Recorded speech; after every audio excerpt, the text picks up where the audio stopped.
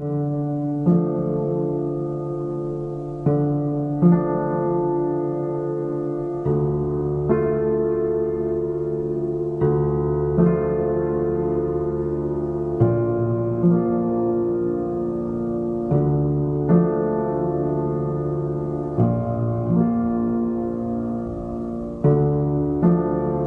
you probably noticed I don't feel about that war the way we were told we were supposed to feel about that war, the way we were ordered and instructed by the United States government to feel about that war. You see, I tell you, my mind doesn't work that way. I got this real moron thing I do. It's called thinking. And I'm not a very good American because I like to form my own opinions. I don't just roll over when I'm told to. Sad to say, most Americans just roll over on command. Not me. I have certain rules I live by. My first rule, I don't believe anything the government tells me. Nothing. Zero.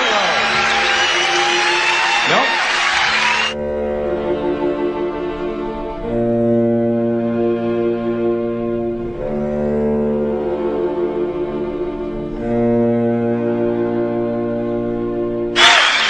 And I don't take very seriously the media or the press in this country, who in the case of the Persian Gulf War were nothing more than unpaid employees of the Department of Defense, and who most of the time function as kind of an unofficial public relations agency for the United States government.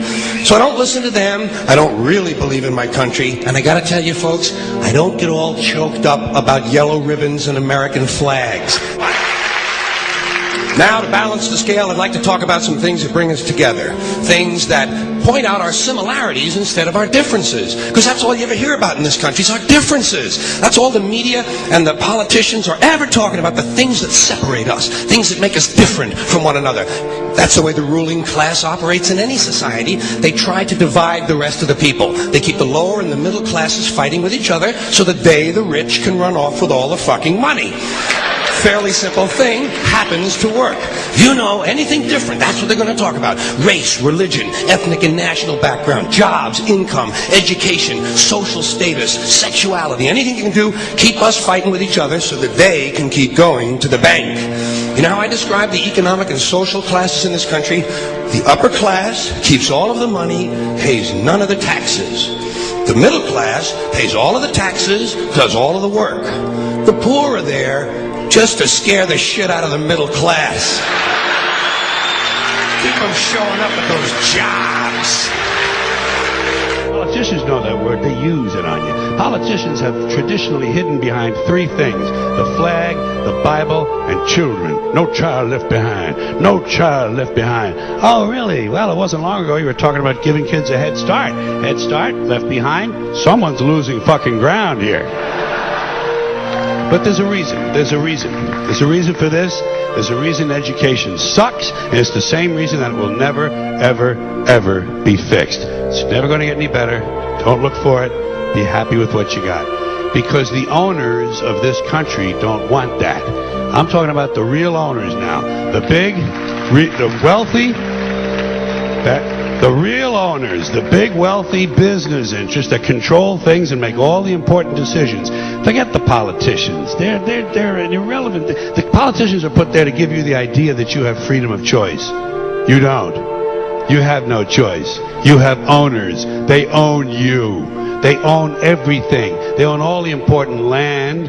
They own and control the corporations. They've long since bought and paid for the Senate, the Congress, the state houses, the city halls. They got the judges in their back pockets, and they own all the big all the big media companies. So they control just about all of the news and information you get to hear. They got you by the balls. They spend billions of dollars every year lobbying to get what they want. Well, we know what they want. They want more for themselves and less for everybody else. But I'll tell you what they don't want. They don't want a population of citizens capable of critical thinking. They don't want well-informed, well-educated people capable of critical thinking. They're not interested in that. That doesn't help them. That's against their interest. That's right. You know something? They don't want people who are smart enough to sit around the kitchen table and figure out how badly they're getting fucked by a system that threw them overboard 30 fucking years ago.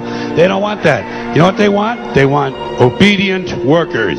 Obedient workers. People who are just smart enough to run the machines and do the paperwork and just dumb enough to passively accept all these increasingly shittier jobs with the lower pay, the longer hours, the reduced benefits, the end of overtime, and the vanishing pension that disappears the minute you go to collect it. And now they're coming for your Social Security money. They want your fucking retirement money. They want it back so they can give it to their criminal friends on Wall Street. And you know something? They'll get it. They'll get it all from you sooner or later because they own this fucking place. It's a big club, and you ain't in it. You and I are not in the big club.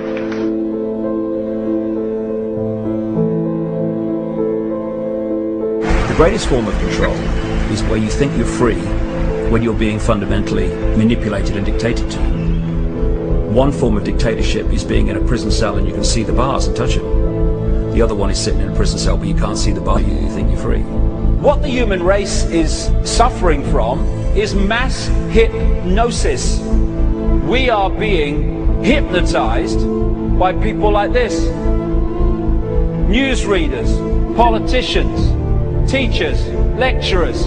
We are in a country and in a world that is being run by unbelievably sick people. The chasm between what we're told is going on and what is really going on is absolutely enormous. The greatest hypnotist on planet Earth is a oblong box in the corner of the room. It is constantly telling us what to believe is real.